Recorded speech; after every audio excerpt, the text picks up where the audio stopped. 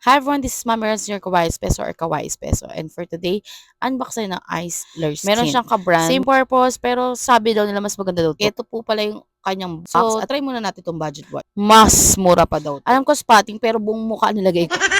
Ang pakialamanan. Meron tayo ng Ice Blur Skin ko. So, ito yung aking face pack as of the moment.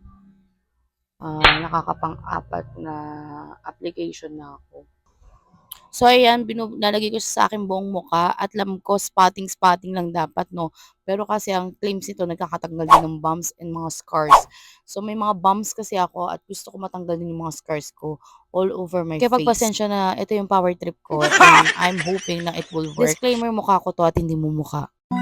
Okay, so yan, nilagay ko yan dyan sa mustache, sa ilalim ng baba, kasi grabe prone ko dyan sa bandang bibig ng tigyawat, lalo na sa mga pisngi ko, dun sa natawag nating pang-contour. Ayan, so entirely, nilagay ko talaga siya sa buong mukha. So follow me para makita niyo yung outcome nitong pinagagawa ko, ha? Thank you!